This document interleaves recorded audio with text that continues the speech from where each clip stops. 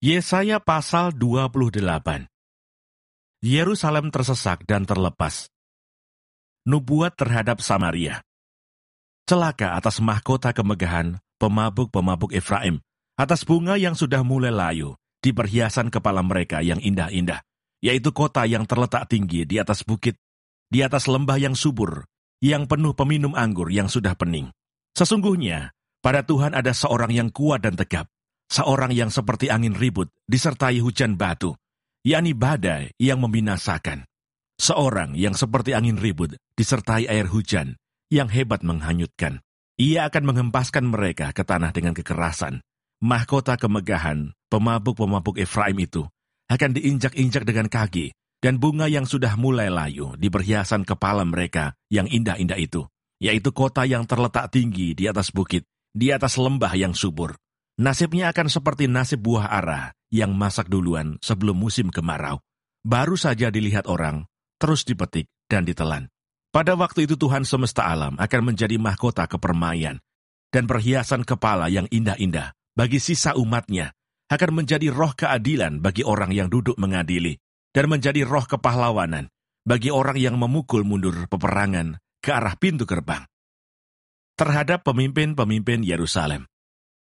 Tetapi orang-orang di sini pun pening karena anggur dan pusing karena arak. Baik imam maupun nabi pening karena arak, kacau oleh anggur. Mereka pusing oleh arak, pening pada waktu melihat penglihatan, goyang pada waktu memberi keputusan. Sungguh, segala meja penuh dengan muntah, kotoran, sehingga tidak ada tempat yang bersih lagi.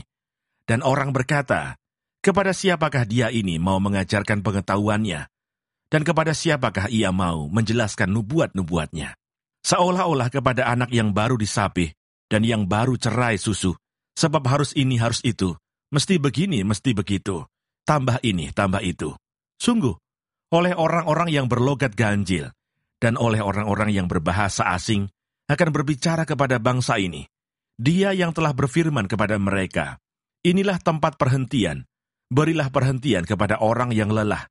Inilah tempat peristirahatan, tetapi mereka tidak mau mendengarkan. Maka mereka akan mendengarkan firman Tuhan yang begini, harus ini, harus itu, mesti begini, mesti begitu, tambah ini, tambah itu, supaya dalam berjalan mereka jatuh telentang, sehingga luka tertangkap dan tertawan. Sebab itu dengarlah firman Tuhan, hai orang-orang pencemooh, hai orang-orang yang memerintah rakyat yang ada di Yerusalem ini. Karena kamu telah berkata, kami telah mengikat perjanjian dengan maut, dan dengan dunia maut. Kami telah mengadakan persetujuan, biarpun cemeti berdesik-desik dengan kerasnya, kami tidak akan kena. Sebab kami telah membuat bohong sebagai perlindungan kami, dan dalam dusta kami menyembunyikan diri. Sebab itu beginilah firman Tuhan Allah. Sesungguhnya, aku meletakkan sebagai dasar di Sion sebuah batu, batu yang teruji, sebuah batu penjuru yang mahal, suatu dasar yang teguh. Siapa yang percaya tidak akan gelisah. Dan aku akan membuat keadilan menjadi tali pengukur, dan kebenaran menjadi tali sipat. Hujan batu akan menyapu bersih perlindungan bohong, dan air lebat akan menghanyutkan persembunyian.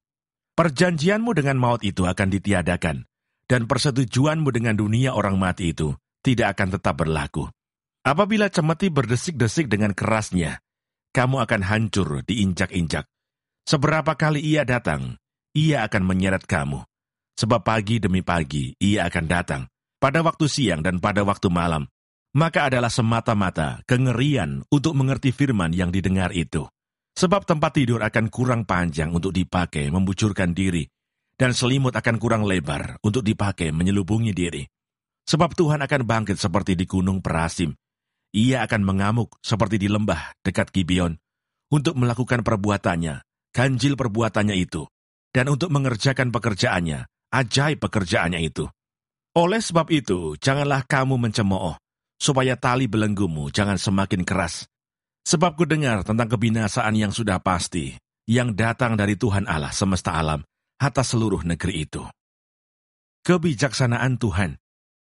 Pasanglah telinga dan dengarkanlah suaraku. Perhatikanlah dan dengarkanlah perkataanku. Setiap harikah orang membajak, mencangkul, dan menyisir tanahnya untuk menabur? Bukankah setelah meratakan tanahnya, ia menyerakkan jintan hitam dan menebarkan jintan putih? menaruh gandum jawawut dan jelai kehitam-hitaman, dan sekoi di pinggirnya. Mengenai adat kebiasaan ia telah diajari, diberi petunjuk oleh Allahnya, sebab jintan hitam tidak diirik dengan eretan pengirik, dan roda gerobak tidak dipakai untuk menggiling jintan putih. Tetapi jintan hitam diirik dengan memukul-mukulnya dengan galah, dan jintan putih dengan tongkat. Apakah orang waktu mengirik, memukul gandum sampai hancur? Sungguh tidak. Orang tidak terus-menerus memukulnya sampai hancur. Dan sekalipun orang menjalankan di atas gandum itu, jentera gerobak dengan kudanya, namun orang tidak akan menggilingnya sampai hancur. Dan ini pun datangnya dari Tuhan semesta alam. Ia ajaib dalam keputusan dan agung dalam kebijaksanaan. Yesaya pasal 29. Yerusalem terkepung tetapi diselamatkan. Celakalah Ariel, Ariel, kota tempat Daud berkemah. Biarlah tahun demi tahun perayaan-perayaan silih berganti. Aku akan menyesakkan Ariel, sehingga orang mengerang dan mengadu, dan kota itu akan seperti perapian bagiku. Aku akan berkemah di segala penjuru, mengepung engkau, dan akan membuat tempat-tempat pengintaian untuk mengimpit engkau, dan akan mendirikan pagar-pagar pengepungan terhadap engkau. Maka engkau akan merendahkan diri, dan engkau bersuara dari dalam tanah. Perkataanmu kedengaran samar-samar dari dalam debu. Suaramu akan berbunyi seperti suara arwah dari dalam tanah, dan perkataanmu akan kedengaran seperti bisikan dari dalam debu. Akan tetapi segala pasukan lawanmu akan hilang lenyap seperti abu halus, dan semua orang yang gagah sombong akan menjadi seperti sekam yang melintas terbang. Sebab dengan tiba-tiba, dalam sekejap mata, engkau akan melihat kedatangan Tuhan semesta alam dalam guntur, gempa, dan suara hebat, dalam puting beliung dan badai, dan dalam nyala api yang memakan habis. Maka segala pasukan bangsa-bangsa yang berperang melawan Ariel, dan semua orang yang memerangi dia dan kubu pertahanannya, dan orang-orang yang menyesakkan dia, akan seperti mimpi, dan seperti penglihatan malam-malam. Seumpama seorang yang lapar bermimpi ia sedang makan, pada waktu terjaga perutnya masih kosong. Atau seumpama seorang yang haus bermimpi ia sedang minum, pada waktu terjaga, sesungguhnya ia masih lelah, kerongkongannya masih dahaga. Demikianlah halnya dengan segala pasukan bangsa-bangsa yang berperang melawan Gunung Sion. Bangsa yang buta, tercengang-cenganglah penuh keheranan. Biarlah matamu tertutup buta semata-mata. Jadilah mabuk, tetapi bukan karena anggur. Jadilah pusing, tetapi bukan karena arak. Sebab Tuhan telah membuat kamu tidur nyenyak. Matamu, yakni para nabi, telah dipejamkannya. Dan mukamu, yaitu para pelihat, telah ditudunginya. Maka bagimu penglihatan dari semuanya itu, seperti isi sebuah kitab yang termeterai. Apabila itu diberikan kepada orang yang tahu membaca dengan mengatakan, baiklah baca ini, maka ia akan menjawab, aku tidak dapat, sebab kitab itu termeterai.